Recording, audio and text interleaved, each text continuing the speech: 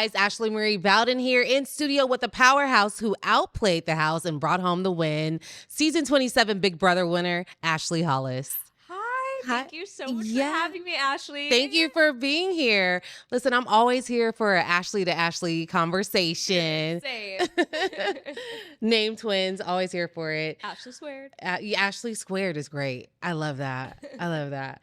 All right, so let's just get into it. You're a Georgetown Law School graduate. Yes. You were on the dean's list. Yes. Did law school prepare you for the pressure of reality TV filming, being that you're being surveillanced 24/7? Oh, absolutely. I feel like that's why I was so level-headed and so calm. I always say my house guests thought I was a little, strange and they wanted me out because I was so calm. I was so chill. I was calm, cool, and collected because I knew what I came there for. I knew my purpose, and I walked in that purpose. And I feel like law school really prepared me for that because law school is essentially a competition. A lot of people don't know that law school is rated on a curve. So it's not about how you do. It's about how you do compared to the counterpart next to you. Your peers. Yeah, your peers. So I feel like I'm used to that competition structure and needing to be better than the next person and always working hard. And I feel like law school prepared. And then getting into other people's heads, right? And kind of intuiting like what's going on in their space, what they're going through. Yes, because in law school and being an attorney, you always have to be a forward thinker. You always have to think ahead. You always have to be, eyes on the prize, but also eyes ahead of the prize. You and being a lawyer and looking at cases and looking at deals, you have to look at, okay, what are the issues right in front of you, but also what are the issues that could impact what decision you make. So if I make this decision, if I decide to settle a lawsuit or I decide to settle a claim, what are going to be the repercussions to that? What are things that counterparty could, file after, try to negotiate after? And so I think always having that foresight really helped me in the game. Okay. All right. Yeah. So after weeks of playing smart, you were building alliances, forming alliances, betraying each other in the house. Yes. Let's just keep it a buck. Yes. You guys were also pulling lots of power social moves. You walked away with the big bag of $750,000. I did. But what's interesting to me about your strategy is that you used being underestimated as a powerhouse. I mean, as a superpower, excuse me. You didn't show your entire hand, right? You minimized your social skills, your professional successes, but it all worked out for you, which is quite interesting because we always hear, don't dim your light to make other people feel comfortable, but you leaned more so into dimming your light and it worked out for you. Tell us about that strategy. Absolutely. So I think studying the game, because when I got the call, I was, in the audition process for it. I just had a feeling. I had a gut feeling that I was going to get it. There was something just in me that I was like, I think this is meant for me, because I'm telling you, I went into the new year and I prayed about my life and I was like, God changed my life.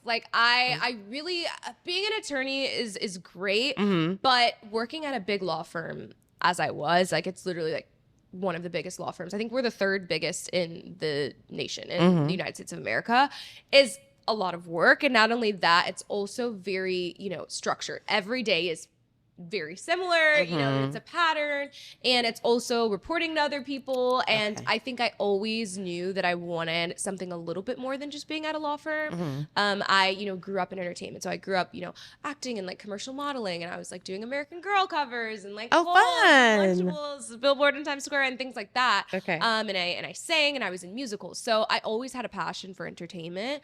But obviously I've always been intellectually curious as well. And so I think working at a law firm in the position that I was in, I wasn't able to flex all of my skills and all of my creative juices. And so I really wanted it was like God spiced out my life. I wanted something different. Yeah. And so when I started, moving through the rounds, and I just kept making it through, I was like, oh, I think this is what I prayed for, actually. I prayed for something different, a different path, something that I could merge all of my passions and all of my interests and all my knowledge. And Big Brother was that. And I think coming into the house, I knew Black people typically go home very, very early on Big Brother. It wasn't until 2020 or 2021 we had the first Black winner ever. Mind you, the show had been on the air for almost 18 years before that. Tamar Braxton was the first celebrity Big Brother, Black winner, but we had never had one on traditional Big Brother. And I think knowing that Black people and people of color are seen as threats, honestly, very early on, typically, I knew that being an attorney and sharing that was going to make me even more of a threat. Because it's like, oh, she's smart, but she's really smart. Like, people know there's some sort of legitimacy that's behind, being an attorney, especially in the game, because they know you're savvy. They know you're good with your words. And I knew I wanted to be someone who dimmed myself down for that aspect because I knew they would just target me immediately. And I couldn't have that. I came there for this prize. No, yeah. So it got hard, though, because there are people like players, not going to mention their names because we're not giving them free clout. I love that. They definitely talked to me a certain way, talked down on me, even until the final week. I mean, I'm telling you, there was a player who literally We might need to drop the tea on who these players are because I'm not liking what I'm hearing right now. Okay, listen, I'll drop one. Keanu, he straight up told me, that last week, right before he left, he was like, you should keep me because, I mean, at this point, you're playing for second place. You're never going to win. And you said, what are you used to? Social media manager? So 75,000 is a lot for you, right? Wow. And I had to sit there and I had to take it. And so it got hard to not be like, actually, right, yeah. I'm an attorney at a major law firm. So, but it's part of the game. And I was underestimated to the point where my dad said, he was telling my mom and all his friends, he said, oh, they're about to F around and find out because he knows Period. me. Come on, Dad. Yeah. That these house guests were underestimating me. And he knew that I was going to pull out that win because he had watched the show before and he remembered, which I didn't remember though, that the last competition is mental. And so it's fully about your brain. It's about memory. And that is essentially law school. I mean, to pass the bar, it's pretty much strictly memorization. And so I absolutely crushed the final competition. We didn't even finish the quiz, the questions. Julie Chen was like, Morgan, which was the runner-up, they said she's unable to catch up because I had gotten every single question right in a row. And so it was over before the end. Yeah, so yeah, and mind you, this show is live too. So it enabled us to have a little more time at the end. And that's when you saw my final speech. And right. We're going to get into that too. Yeah. We're going to get into that. So after law school, you were a high-profile attorney at A&O Sherman. Yes. All right. So were you working complex mergers and acquisitions there? So I was in the M&A group. I was in the AI group. And so I was, doing corporate matters.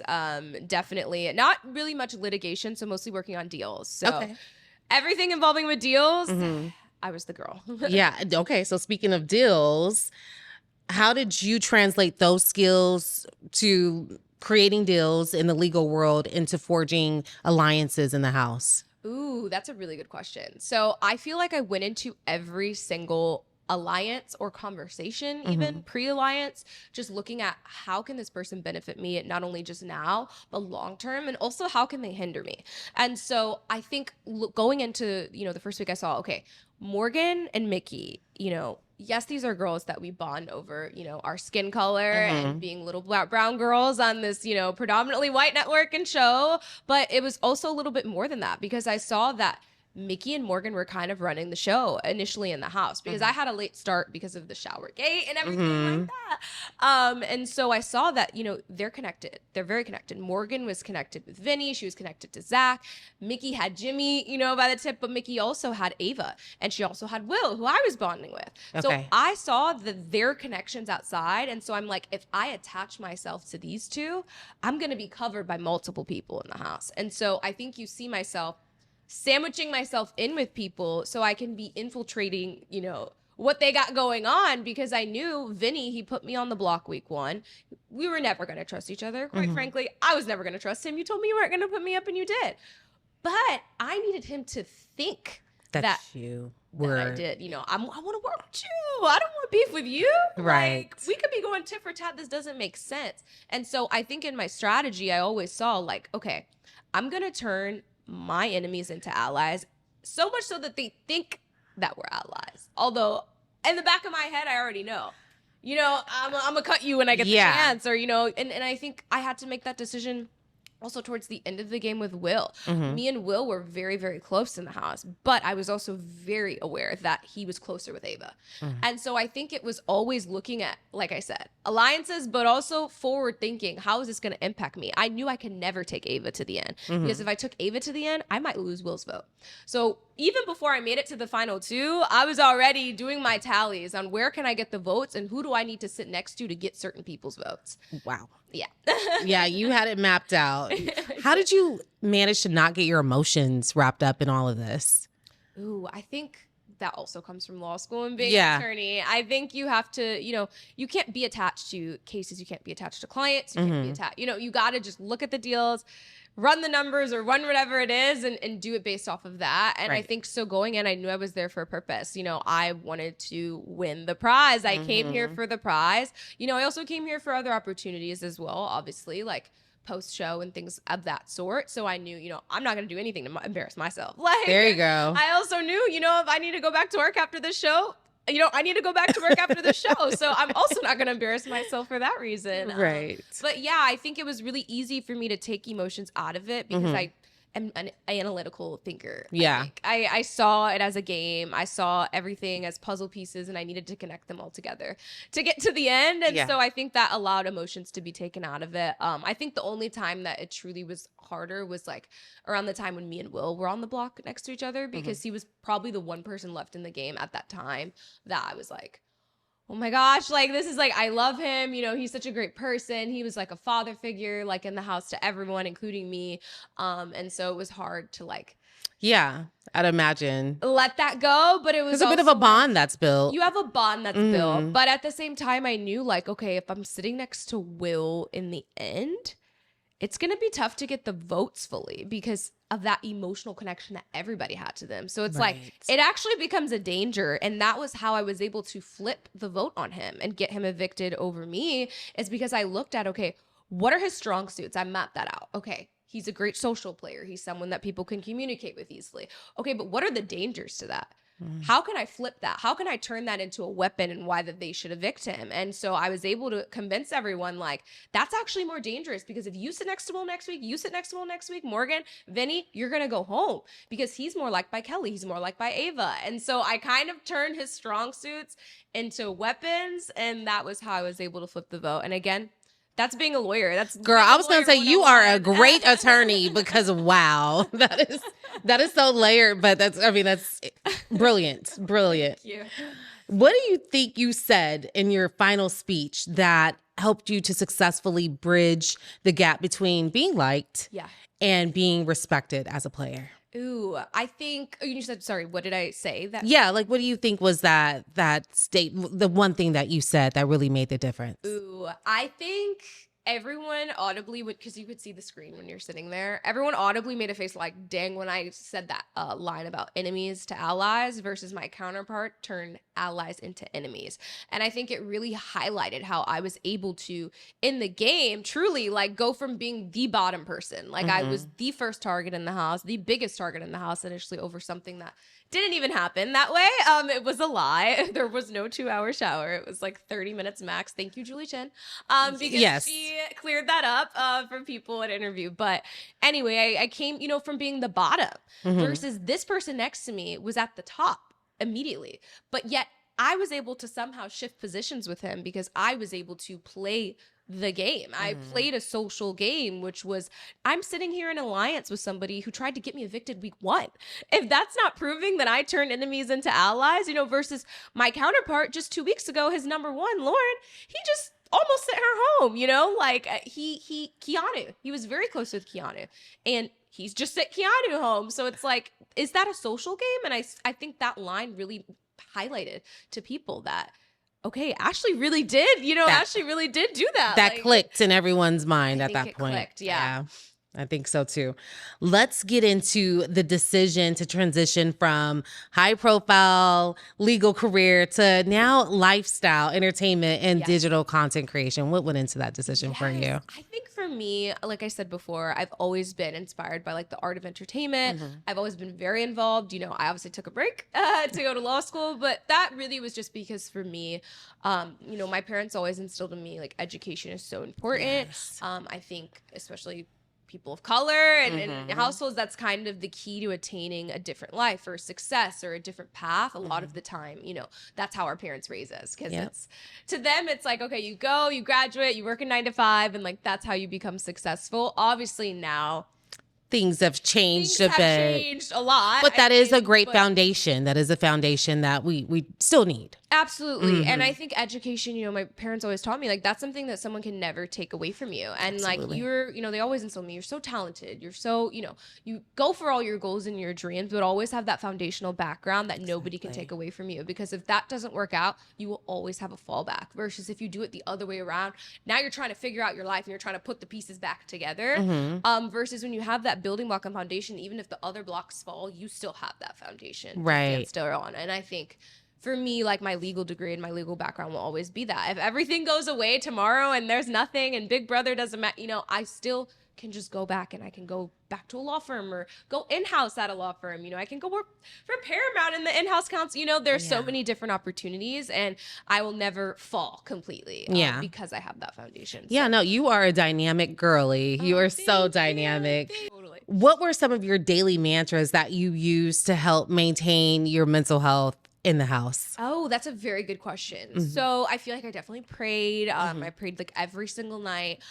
They had Bibles. And so towards the end of the game, more than the beginning, like the beginning, you're definitely just like thrown into an environment. And also you're trying to like be in every conversation. Like you're trying to like, okay, I'm in this room, I'm upstairs, I'm downstairs, because you are like, I wouldn't say I ever had paranoia, but one thing about me, which a lot of the live feeders noticed, that they're like, one thing about Ashley, she is not going to leave a room until her mission is accomplished. And that was me. I would not leave a room if I felt like, oh, if I leave, they're going to go talk about something, that. So I would just stay up. I'm up with all of y'all. We're all going to leave and go to bed at the same time. And people always said, they're like, I admire that about her, because I guess obviously I didn't know it for sure at the moment, but my intuition told me week 3 I was in trouble and I like could be on the block as a replacement nominee. Yeah.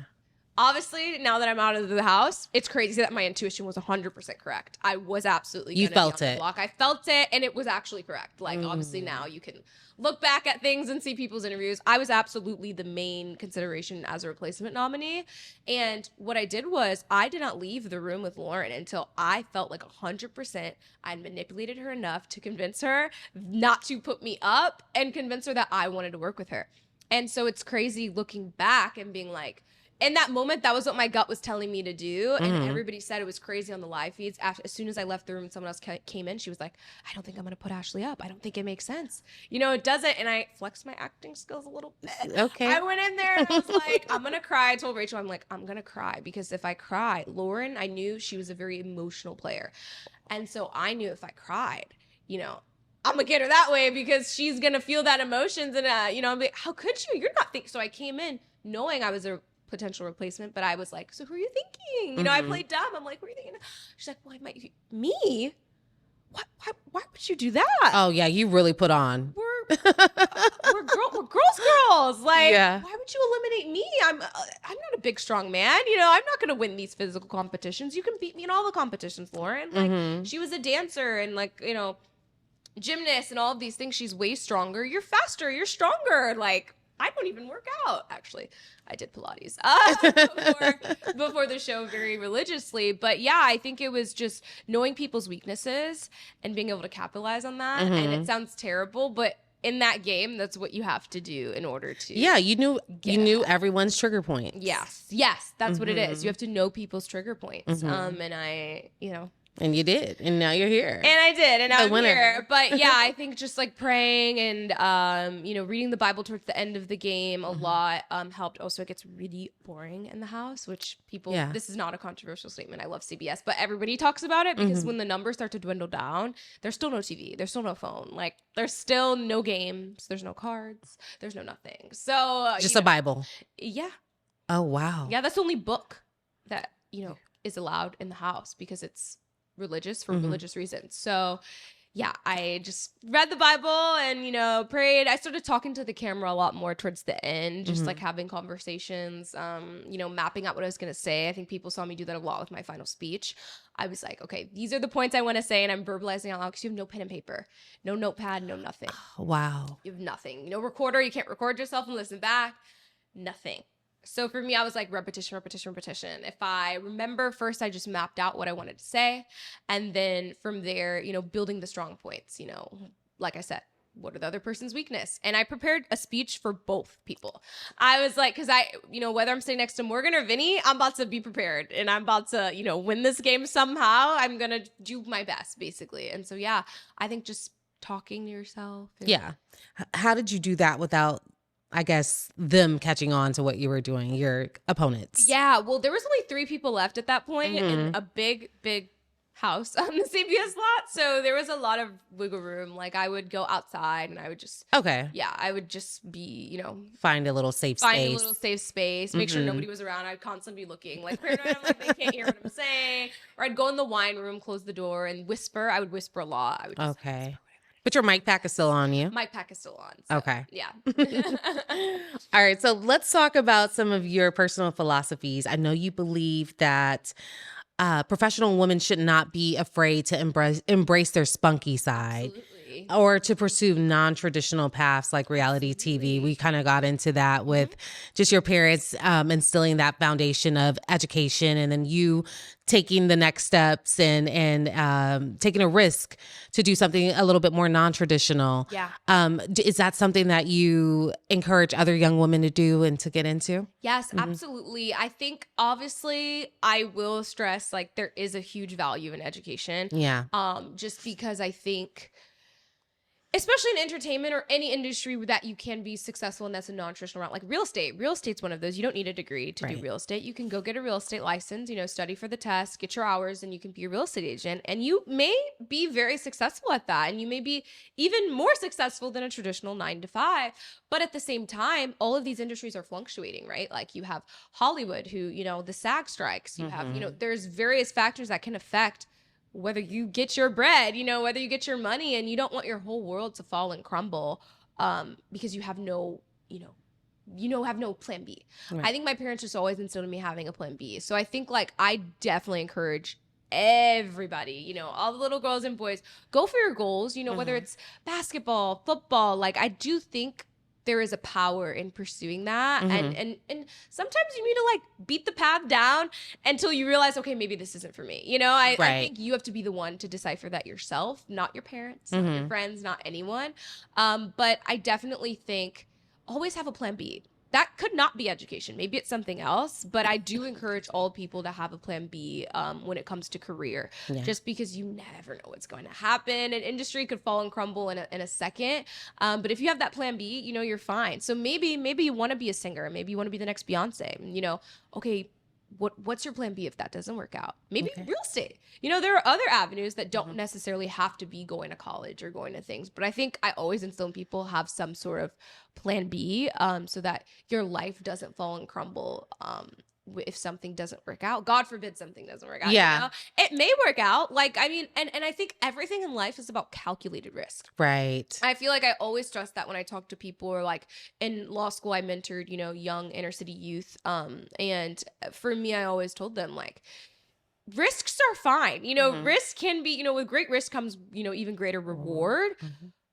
But it's all about being calculated in your decisions. You have to have calculated risk, meaning, for the audience, it means, figuring out how exactly, things could fall, how the cookie will crumble basically after, in a positive or negative way. And I think for me, Big Brother was a calculated risk because it's like, I could have been evicted week 1. I had to quit my job for the show. Now what? It could have taken me a month or 2 to find a job. There's no guarantee that just because you have a degree, you're going to get a job like that. Like it could be months. It could be 1 month, 2 months, 3, who knows? I don't know. The league, obviously the market in general is not the best right now. We're seeing people get laid off. We're seeing AI take over in different people's careers. We're seeing all these different things. But for me, I was like, well, you know what? At worst, it's a few months. And that's why you always have savings, people. Always have savings to fall back on. Yes. Don't spend all your money on stupid things trying to keep up with the Joneses.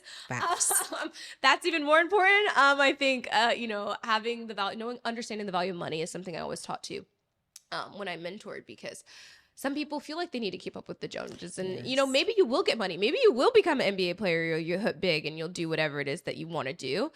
But if you don't understand finances, Yeah. oh baby, that money will go away very fast. So I think for me, knowing all those, foundational, things, is really important when choosing a career and when making these calculated risks. Do you have savings? Do you have a fallback plan? What's your plan B? Where can you go if this doesn't work out? And so for me, I had all of those things already mapped out pre Big Brother. I'm like, okay, if it takes me, perfectly, I have a lot of connections in the industries, and I'll get a job hopefully in a month. And, how much savings do I have to last? Because my lease was still going. So my lease didn't end until end of October. And that New York rent is high, honey. So I was like, this is a really calculated risk. But at the same time, I was like, how many people get to do an opportunity like this? How many people get chosen for the show? Like, there were literally casting calls all over America. So once in a lifetime. Once in a lifetime opportunity. And is this something I will regret if I don't take? And you were prepared for it. And I was prepared for it. Yeah. Opportunity met preparation. Absolutely. And here you are. Yes. Yeah. Oh, thank you. Yeah. I love that. My parents always say that. They say, stay ready so you don't have to get ready. There you go. Yeah. There you go. But how are you balancing it all? Your legal profession, your side passions, your vlogging, your music on Instagram, your beautiful voice that you have. You're definitely, you're making great use of both sides of your brain. Your left brain, your right, the analytical side, the creative side. But how are you balancing it all? Thank you. It's hard. I'm not gonna lie. It's hard. It's a lot. I'm definitely very busy. I'm trying to balance everything. And it's also like going to events is part of it, like going to brand things, because that's how you can get a brand deal. And, networking, it's still, it's pretty much going every day. But I think just knowing that, again, that preparation, I was prepared for all of this. I feel like my mind, my body, my soul, everything was prepared for this moment, because I had been thinking about, a career pivot during law school even. Obviously I was going to finish law school, but I was like, okay, once I get this done, I think I want to go and try something else. Because now I have my fallback. I have my plan B. Right. And yeah, I think my mind, everything was just really prepared for it. And I was like, I even said in the house, I was like, as soon as I get out the house, I'm going to do this, this, and this. And it's funny because I saw a lot of my castmates in Florida maybe 2 weeks ago. They're saying, it's crazy because you're doing everything you said you were going to do. And I am, because it's I was prepared. I was planning those last 2 weeks. I was literally planning my life outside the house. I was because it's you got to hit the ground running. That's the thing about opportunities. And that's true for any industry. You have to hit the ground running immediately, because there's a small window that you have typically for all of these opportunities, not just entertainment. For law too, 1L is kind of that year you have to hit the ground running. You got to get the best grades you can possible, because that's how they are deciding who they're going to hire in that summer associate class. So I actually was hired for my job post law school 2L year.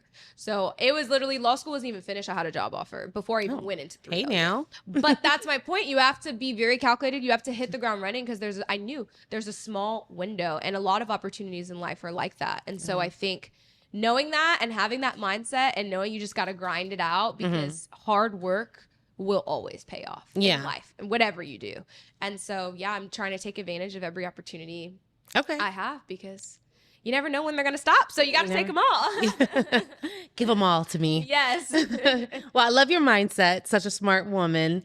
Let's focus on your legal expertise. Yes. And unpack some of these high-profile celebrity cases that are going on. Yes. They're playing out right before our eyes. They're all over social media. First case. Darius McCrary. Okay. All right. So we all know him as Eddie Winslow from Family Matters and many other roles that he's played in. With your experience in high-stakes litigation and social strategy, how would you advise a public figure such as Darius in his position to navigate the intersection between personal and legal issues, and maybe salvaging or trying to salvage his professional reputation? Well, firstly, this obviously hits on extradition and following once a claim or, a warrant is filed in, I believe, the legal system. It doesn't matter where you are. If it is especially country-wise, if it's a extradition country, that means they can take you. So basically, I would advise him, one, pay that child support. Okay. I think you see that, celebrity status doesn't matter in a court of law. The law binding the country and state obviously matter the most. I think he could potentially be doing up to 4 years, because this was a repetitive not paying child support for years, I believe. And so as far as public figure wise, I would advise him pay all of the back end child support. Okay. Because you're going to be fighting this, for years. And I think a big thing about PR is you need to make the wrong right. So I think definitely I would advise him to pay his child support, pay future child support. And right now, just keep a low profile. I don't think there's anything he can really do because the facts are already there. He did not pay his child support. I believe he also entered a no contest plea. And so when you do that, your plea is on the merits. So, I mean, it's saying that you're basically admitting fault. Like, no contest means I'm not contesting this. Like, this is exactly what happened. So it's not admitting to what you did, but it's accepting guilt, which means he will be sentenced for, whatever the judge or jury decides will be his sentencing for the crime. Okay. All right. I know it's a little convoluted. That is very convoluted. The law is very convoluted. We'll leave that to you. We'll leave that to the attorney in the room. All right. But as an attorney, how do you view the Rob Reiner and Michelle Singer Reiner murder trial with their son being the sole suspect? Yeah.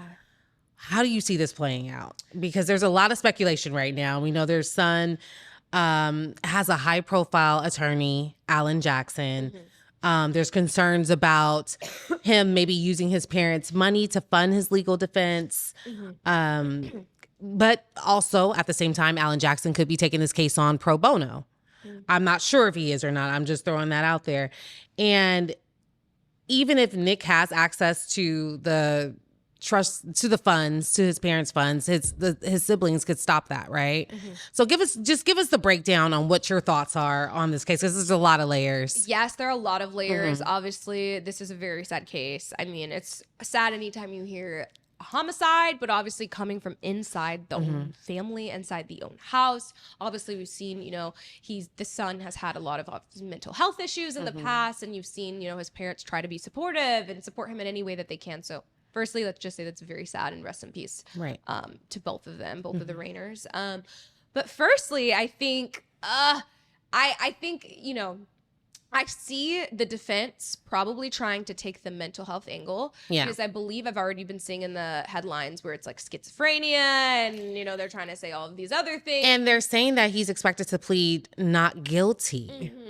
Granted, that's very normal. So most murder trials, especially if you have the money for a good attorney, you're almost always going to plead not guilty. Okay. Just because that means you can now go testify why you believe you shouldn't be held.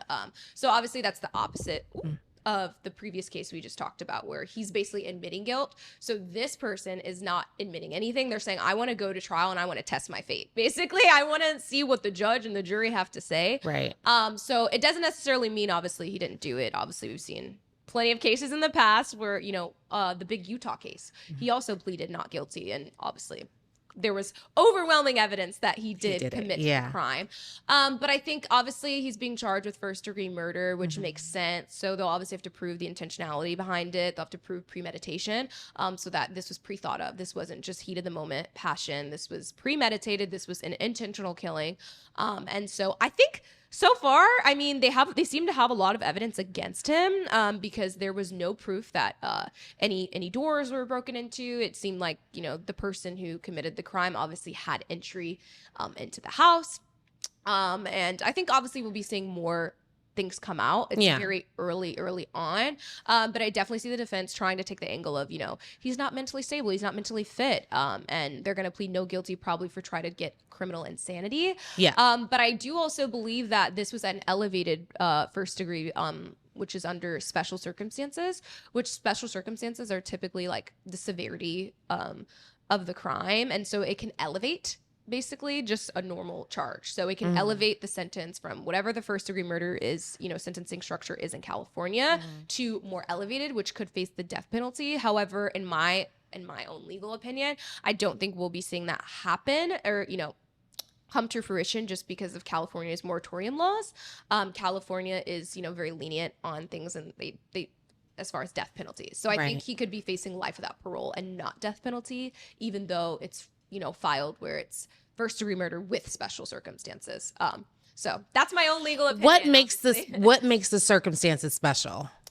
Typically like the intensity of the crime. Okay. So I mean, he like Yeah. their throats were slit. Yeah. It was a very I think aggressive. what's most, I guess, and it's two people, not it's just two one. people, right?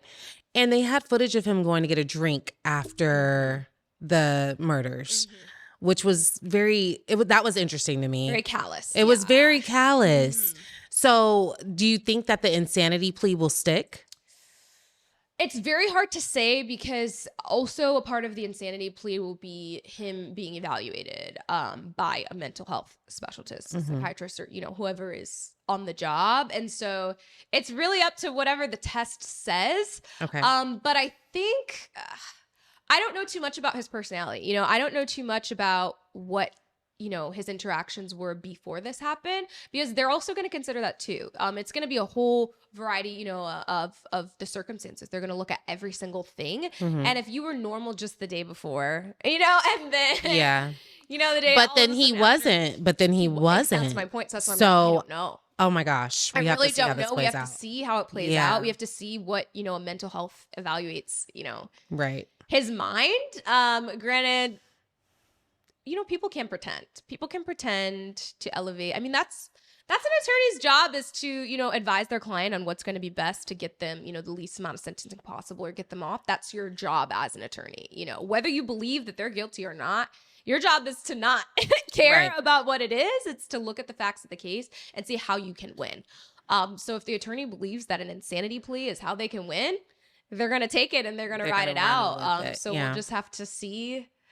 Would Well, he have plays out. access to his parents' funds at this point? Ooh, that I don't know. Okay. If he will have access? Does he have access? How do you think he's paying for this high profile attorney? Like, where do you think that's coming from? Ooh. Well, it also depends what their will says. So we don't know. I don't know. I don't think it's came out. What their They will has haven't. said. I haven't read anything about the will, but I do know that they have this Slayer statute that I want to make sure I get it right. Yeah. The statute prevents anyone who intentionally kills another person from inheriting the victim's estate, trust, or will. Okay. So I think that would kind of debunk him. Like, he wouldn't be able to take advantage of any of the funds.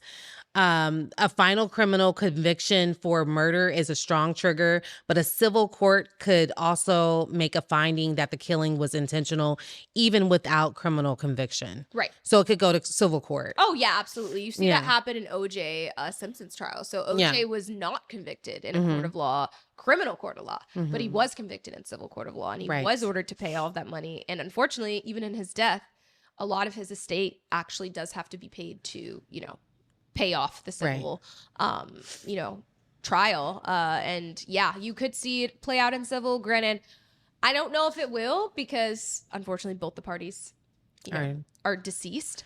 But the other children, His could siblings. potentially, his siblings could Mhm. potentially file a civil suit. However, you don't usually see that happen until after the criminal trial plays out. Okay. Typically, a civil suit, I mean, obviously it can be filed. I mean, it could happen, but you don't see it happen as frequently, because typically they are trying to seek justice for, the actual crime, and to face some sort of criminal culpability. So Yeah. they usually want to see that person go to jail Mhm. and, receive time. And civil, you see more so having to do with money. So you see that happen. Oh my God, I almost mentioned a case I don't want to mention. Never mind. Okay. But, it was a Cassie thing. But Okay. yeah, you sometimes see people file Mhm. civilly to get some sort of compensation for the crime. So Okay. sort of restitution, Mhm. damages wise. And I don't know if they're going to sue him for restitution, because they're probably going to inherit their parents' estate. Okay.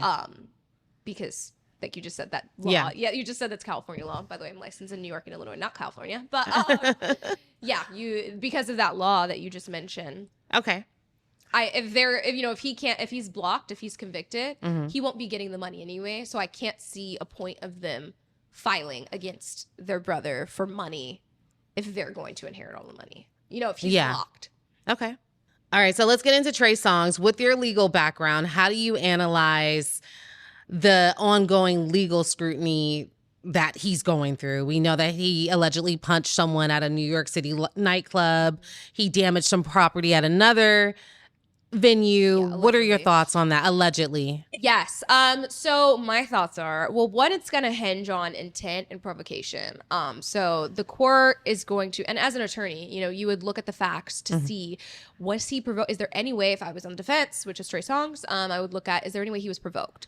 Can I prove intentionality? Like, is there any way to prove that this was not intentional, that this was an accident, and that my client was provoked? Those would be the angles that I would take, because typically when you're looking at an assault charge, especially in the state of New York, you have to prove that intent, and you also have to prove, obviously, it happened. The alleged touching obviously happened. Both the party made contact with the other party, and then you're also looking at like provocation elements. So I would be kind of analyzing to look and see how I can minimize any of those, elements. And then additionally, obviously, I would be, looking towards the future, which is, trying to mitigate a potential civil suit. Because although this is in a criminal court, the client, like we just discussed before, you can always file civil, damages. So to try to get, restitution, and him being a public figure, it could be highly likely because people are going to see him. They're going to see dollar signs, and they're going to be looking to be, have restitution for their alleged harms that they've faced, potentially. So I would be looking at, contacting my client, which would be Trey Songz, and I would also be looking at having contact with some of the victims as well and their attorneys, to try to eliminate that from even happening. Maybe it's a settlement, maybe it's arbitration, so that we don't even have to take this to civil court, and have it play out. Yeah. In a court again, obviously, when you're doing these high profile clients, you want to look at how can I squash these claims the fastest, the claims that are happening right now and also claims that could happen in the future. And, with a public figure comes people trying to, get money from them, quite frankly. And so I would be worried as his attorney, are these, potential alleged victims going to now, try to file a civil suit against them for the harms? And it's interesting that you mentioned like the angle his legal team is probably going to take, because they claim that he was provoked and responding to aggressive behavior. And they also noted how public figures can become targets in high profile situations. So it sounds like they're taking that angle. Absolutely. Yeah. And that would make sense because, it is what happens. You see it happen time and time again. It's like, if you got hit tomorrow by like Oprah Winfrey, maybe you're going to be a little more dramatic about what happened. Might roll on the floor a couple times. Yes. No, I'm just kidding. I'm kidding, Oprah. I'm not going to do that to you. You might be a little more worried. And so I think that's the first thing any attorney is going to think is, how can I mitigate potential future claims from happening? And so I'd be worried if I was Trey Songz's team that a civil suit may be coming soon. Oh, there we go. All right. Spoken from the attorney. All right, Ashley, it has been so fun catching up with you, chatting with you. I'm so excited about your wins, so excited about all of your wins and everything that you have coming up. Let everyone know where they can find you and Yes, you can find me on Instagram, Snapchat, Twitter, TikTok. So my Instagram and my Twitter and my TikTok are all Ashley Hollis _ ASHLEY HOLLIS _. I just created a YouTube and that's Ashley _Hollis. And my Snapchat is Hey It's Ashley 101. Don't judge me. It's my middle school Snapchat name and we are working on changing it. No judgment here. Judgment free zone. Well, thanks so much, Ashley. It's been fun. It's been so fun. Hi, my name is Ashley Hollis and you've just been buzzed.